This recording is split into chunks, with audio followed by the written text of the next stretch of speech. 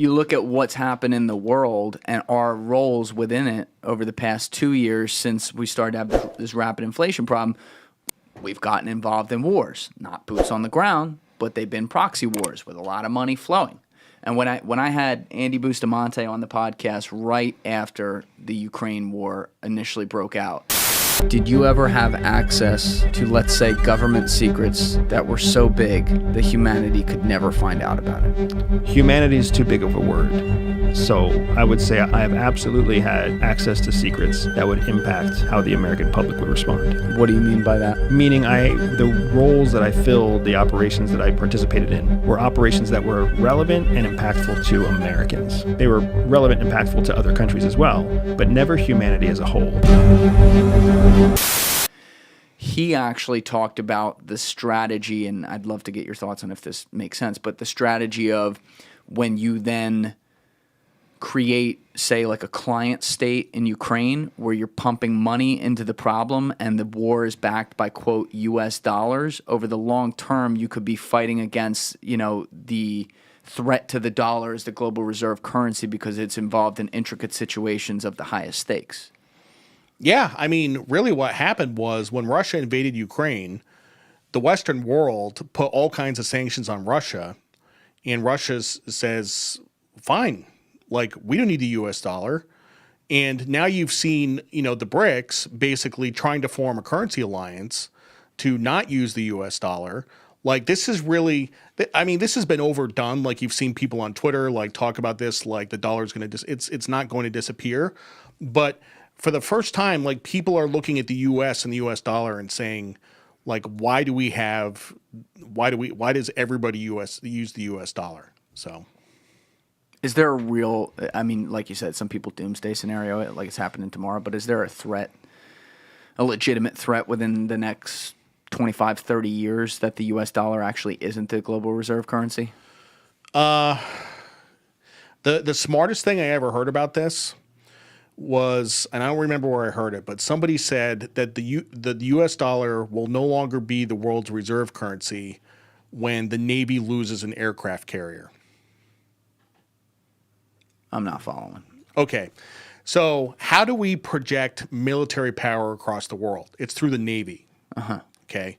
We have 12 aircraft carriers, I think.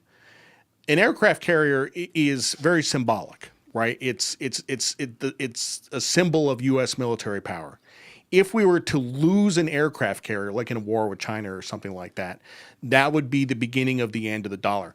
If you think about who had the reserve currency before the United States, it was Britain. It was the British pound. Who had the world's biggest navy? The British, right? If you look before Britain, who had the world's biggest navy? Spain.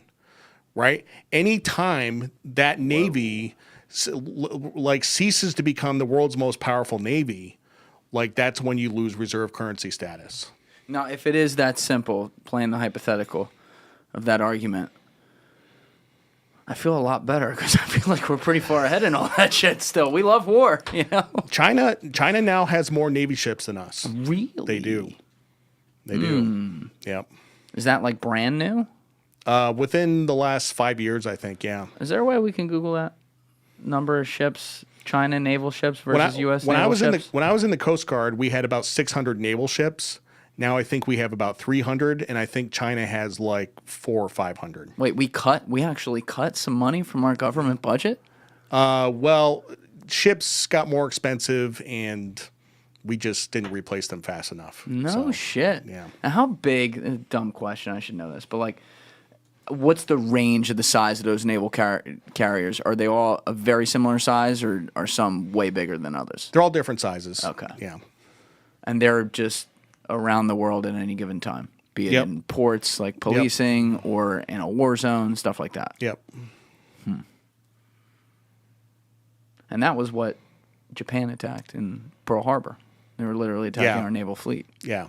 I've never Googled how many ships they took out in that. Do you know that off the top of your head? I don't. Can we Google that? Yeah.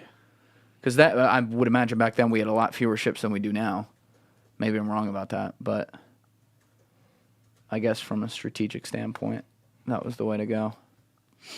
But, I mean, you and I were talking about China literally right before we hopped on camera, as I was asking your opinion on them long term, and the dichotomy I gave you was for people who obviously didn't see that conversation. Guys, if you'd like to join our Patreon by hitting the link in the description below, not only does it support our show and allow us to get great guests like this and put out more content, but you're going to get exclusive access to the Julian and Alessi show, which is the show we post only on Patreon. That's with my producer Alessi Alaman and I, as well as some behind the scenes content and some extra content with guests. So hit that link in the description below, and I hope to see you over there.